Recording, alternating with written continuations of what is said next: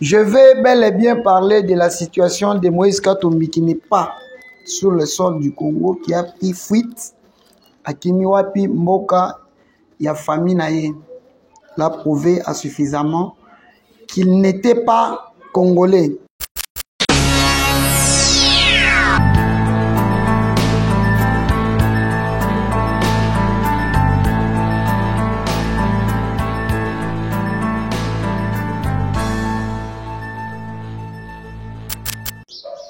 Mbote na balandi na biso nyonso ya Forger Télévision eza Pascalius Kavulu mwana mukolo mabele. Nous sommes toujours au centre de l'investigation en République démocratique du Congo.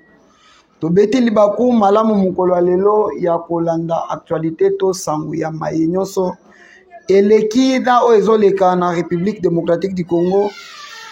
Je vais bel et bien parler de la situation de Moïse Katumbi qui n'est pas sur le sol du Congo, qui a pris fuite à Kimiwapi Mboka, ya famille naye l'a prouvé à suffisamment qu'il n'était pas congolais. Dédé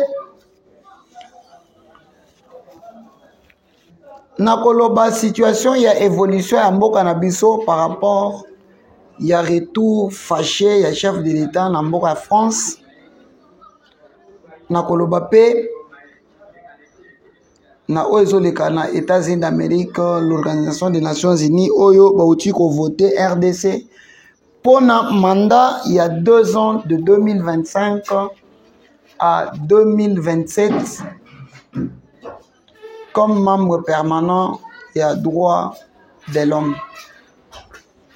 Beau aimer, beau liker, beau partager, c'est votre humble serviteur, toujours au service des autres. Toujours au service de la nation.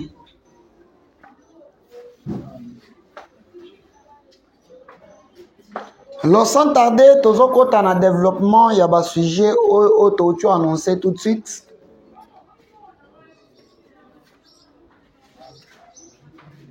La construction de la route nationale numéro 1, fin des travaux des ponts secs de Sakanya dans le Haut-Katanga. Une route de 109 km a été construite, plus péage de Kasumbalé, sa village. Mokambo Sakanya. Wana topesi Mwandambo, le numéro 1. Ya Katanga Mambote, mais amutu malamute na ko développer tout de suite là. Soutien du fugitif Soriano Katumbi, de son vrai nom Soriano Katumbi, bilanga oyo nde ezo justifier la violation des prescrits régissant le secteur de l'aviation. Kosala bilanga eza bien makasi, mais cela ne peut en aucune façon justifier la violation de la loi du pays. Pourquoi les conseillers ne l'ont pas dit et pourquoi il y a toujours du mal à faire dans la direction de Katumbi entre le populaire et les populistes. C'est ainsi que le populisme les pousse à commettre des actes répréhensibles. Ces qualités d'homme d'affaires pourraient être utiles à la RDC, alors lui veut devenir un politicien.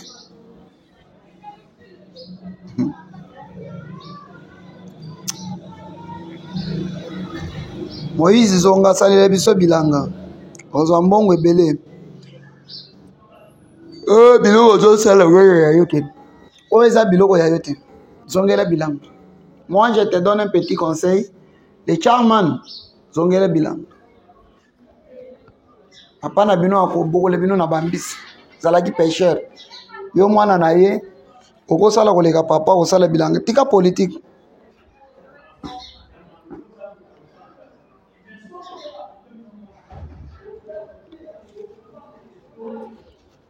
aux adeptes de M. Katumbi, ils doivent dire à ses amis clairs que Katumbi nous a fui, Katumbi nous a laissés. Aujourd'hui, Francis Kalombo qui s'appelle, qu'il est juriste, conseiller, il y a Moïse juriste. Aujourd'hui, Katumbi, boye bisaki ete ke batonga ka aéroport na banorme ezalaka boye boye. Juriste aza lokola leki ya Nzambe. Juriste aza lokola leki ya Yesu.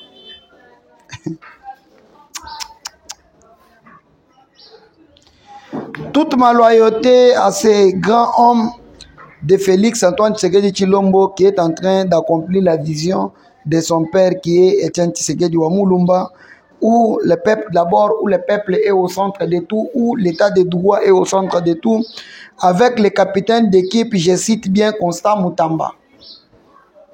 Félicitations Constant Moutamba na musala ozo sala, matondo mingi na onyo ozo sala. En défiant l'État, dans son interview à Jeune Afrique,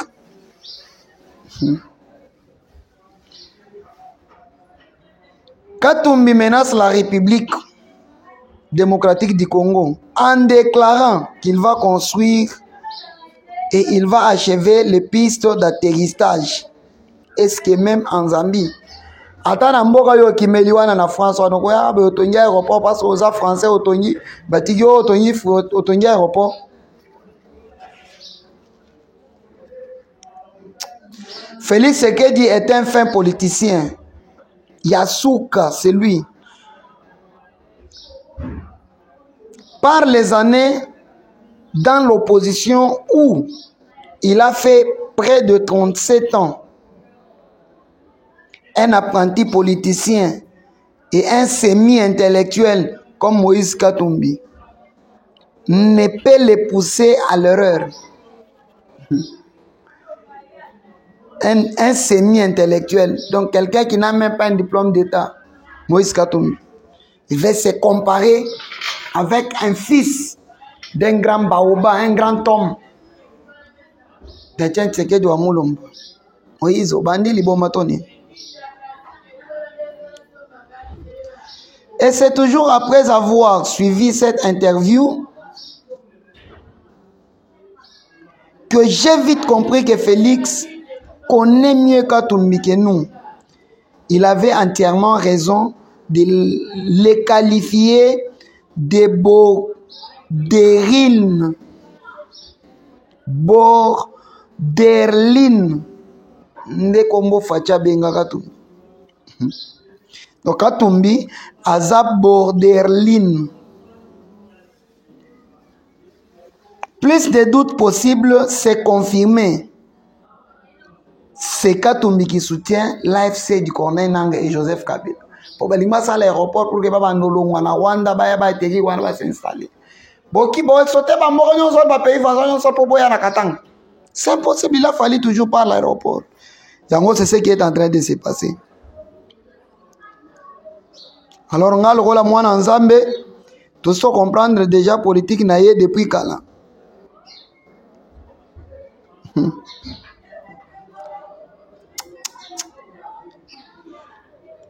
Aïe aïe aïe. C'est Katumbi Kabila qui soutient l'AFC de Corneille Nangaa. Aéroport l'air batonga qu'il faut bas soda, il faut nini, il faut alerter beaucoup de gens. Malgré les lobbying, inaccès de l'ennemi de la nation, de la République démocratique du Congo, mais la RDC a été élue membre du Conseil des droits de l'homme. Les Ambiens Soriano, Nissine Danano, alias Katumbi, et Djongo son député, surtout Stani Boudiaker, les ennemis de la nation ont échoué. Vive Fachi Beton, vive la République démocratique du Congo, vive Etienne Tshisekedi Wamulumba.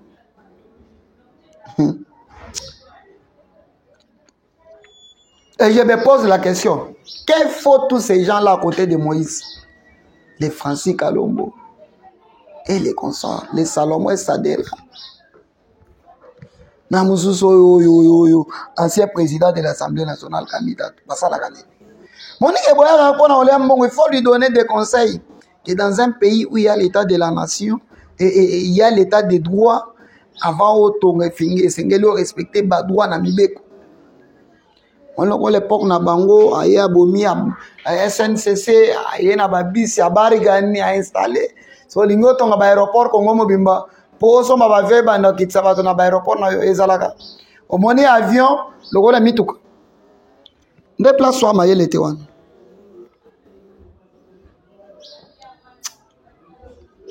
ils sont tous par terre l'ennemi est sans avenir les Katumbi et les autres. Nous n'allons plus rentrer dans les processus du Luanda et nous avons gagné le vote pour le Conseil des droits humains. Vraiment, c'est du béton.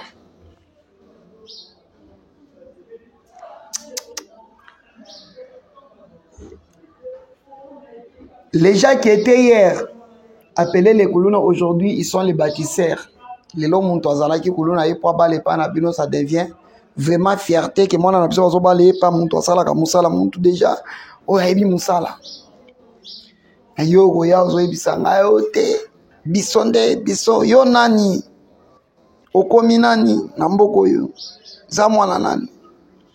Je félicite le général Kasongo Kabwik na musala zo sala tomoni bato bato bando benga bakuluna lelo basali ba meuble ya ba bureau ba remettre yango symboliquement cérémonie esalemaki na musée national ya République démocratique du Congo. Félicitations à mwana mboka na musala zo sala vraiment félicitations. Brique moko moko ezotonga ndako na biso ezotonga ba immeuble c'est du bétonnage. L'évolution du travaux de la construction de la rocade sud-ouest de Kinshasa est en train d'évoluer en bonne et due forme. Au lieu de l'aéroport Kozora Lumumba, aujourd'hui, on partir à Mboudi, aéroport. Donc, parmi Vision à Daniel Bumba Makamba proposé qui la campagne électorale, c'est ce qui est en train de se réaliser. Sous la bénédiction du Fachi Béton.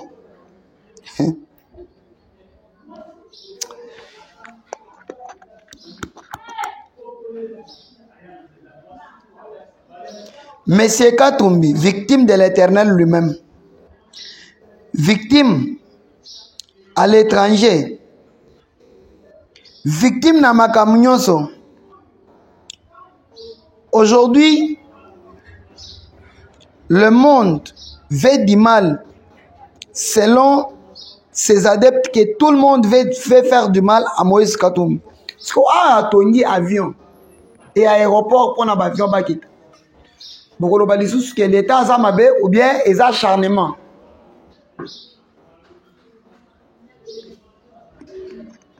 Même l'opposition doit nécessairement avoir des limites. J'ai dit même l'opposition nécessairement doit avoir des limites.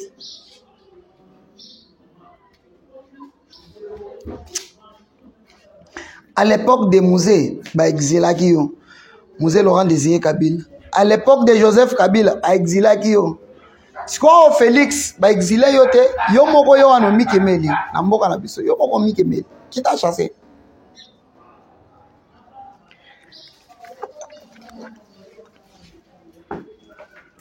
Kozara maloba na Jeune Afrique, quand on me dit, il y a une vie après le pouvoir. Félix Tshisekedi doit savoir ça. Oui, il y a une vie au boité. Bino bosilisi pouvoir. Est-ce que on dit qu'il y a une vie? Yo, on dit qu'il y a une vie après le pouvoir. Mon sentiment. Avant ya kolongole loko eza na liso na yo et ya muninga longola nanu ya yo. Tika ko wele loke ndolongole loko na liso ya muninga ya yo nanu ilongwete bandana nanu ya yo. Après que la RDC de Fachi, fils d'Abraham, ait remporté les votes au Conseil des droits de l'homme, Stani Boudiaker, Moïse Katumbi, Franck Diongo, Pero Luaka, na minute oyo, Bazangi maloba koyebisa bato. Andolo, oh non, on ne va pas voter la RDC. La RDC lui-même ne promet pas les droits de l'homme. Aujourd'hui, nous sommes où? Lelo toza wapi? Lelo toza na bino wapi? Omoni?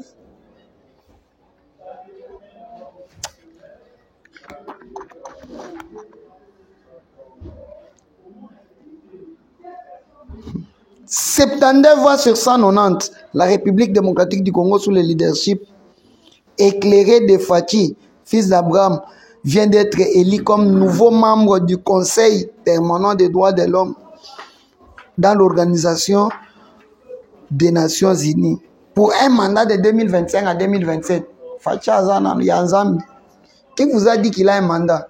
Fachi a une mission et Fachi va accomplir mission naye wana bochango na mitou que le président de la République a coachevé aussi sa mission naye soit dans zelate au pouvoir euti panzambe na bigna papier tozo minduki te totangisa pe makilate toke nango tina suka tina lifo bon.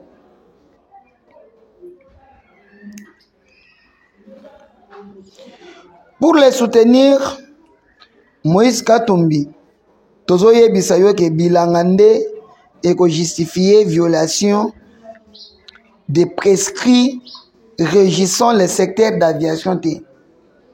Yo olobi oko continuer na misala ya aéroport. Patona yo bakomi oloba ke non tozo sala bilanga. Est-ce que bilanga bokoko zo place boboaki mabanga bokomi odame yango na ben. Tu appelles ça que ozo sala bilanga. Olo na nini? Olo ni mabanga. Oloni mabanga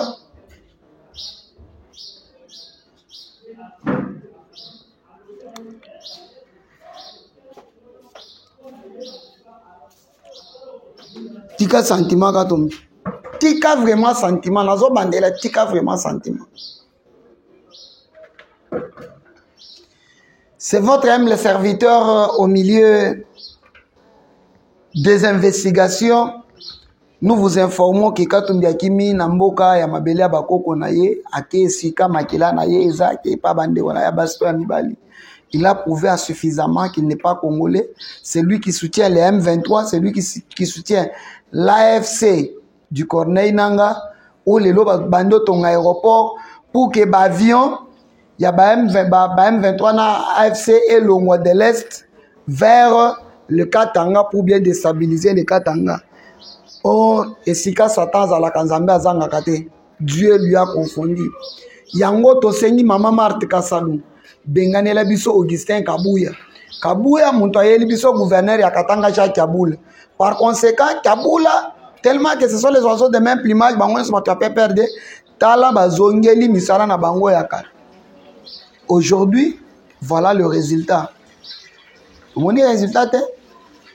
Aéroport et autres, on a que ce bateau n'a pas que nos films va dénoncer que Kaboula n'a pas cette information. Mutamba oza na Katanga kangele biso ja Kaboula katu. Kaboula ba yebili solo wana Kaboula ba yebili kambwana.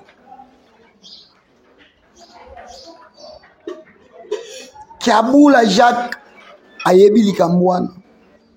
Toboye ba sentiment, toboye fanatisme.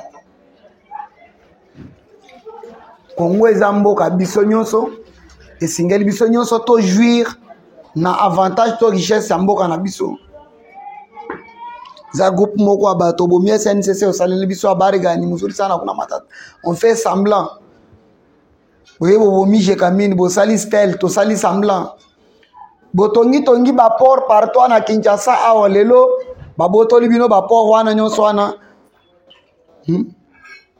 Oligisko tonga aéroport. Yo mona aéroport lokola mituka osobi lupango lobi mituka na ngai bando parke awa. Osobi penza espace otongi aéroport ke ba vio na ngai bando kitawa leta pe abetelo maboko ke ozo sunga mboka. Aéroport ndelo ko sala ke ba kanga mboka eza aéroport. Eza na biloko na bino ba mituka na te. Tika distraction Moïse Katumbi tika aventure. Aujourd'hui, ceux qui soutenaient Moïse Katumbi sont au courant que Katumbi n'est pas congolais. Katumbi voulait déstabiliser la République démocratique du Congo. Alors, vous êtes informés en temps réel. Et Zamon Amkolo Mabele, c'est le président Pascalius Kavoulou. Beau aimer, beau liker, beau partager. Nous sommes au centre des investigations. Te féliciter moi Namboka par rapport à discours et salemina niveau ya États-Unis d'Amérique. Wapi et pas ministre il y a affaires étrangères. Maman félicitations parce que au lobby mon tozo bloqué processus ya Luanda et za Rwanda. Processus ya Luanda Singeli ba retirer ba M23 na ba FDLR na bango ba kenina. Ba zonga nanu. Ce qui bazongi neto kolukaneni dans les partenariats gagnant-gagnant auto solo na Rwanda. Merci à monsieur l'opposant de Emmanuel Macron parce que tu as montré à la face du monde que la France soutient directement le Rwanda. Comment ils peuvent demander que la RDC négocie avec le Rwanda et dire à la Russie de se battre contre la Russie? Donc, entre un ami et un frère, le choix est clair. Donc, nous, on est africains. Na sengi bande qu'on a besoin de soutenir Charles Onana. Oyazo Samba na France, premier procès Salemi lundi. Yami Balé Kozala lobby vendredi. To soutenir yé. Déjà, na félicité ba parlementaire de Bouna Geste Basali à Kokendeti ambassade de France. Ko poser acte. Ko déposer na mémo. Que ceux qui bakangi Charles Onana. Binonyon sur les Français, vous allez rentrer chez vous. Parce que tout le monde a rappelé, et l'autre a Français, celle qui a posé, to vendre na Chinois, to balanana bango, ba comme bande konabiso, parce que Chinois, il y a hélicoptère, atali avantage na yo, atali pe avantage na ye. Vous étiez nombreux, place dans son bandeau suivre biso, liboso ba téléphone, liboso ba télévision, liboso ba ordinateur. Montunyo soit na posa tendre ngai. En privé, ceux qui ont un élément moko sengelito panzango, tous ont un eloko à bien au monde ko encourager biso par rapport à Moussala tozo sala. Mon numéro c'est le plus 243 84 078 71 89. Plus 243 84 078 71 89. On a ce que bengi ozimo na mkolo mabele, c'est le président Pascalius Kavulu. Ngana bino tokutani lobi.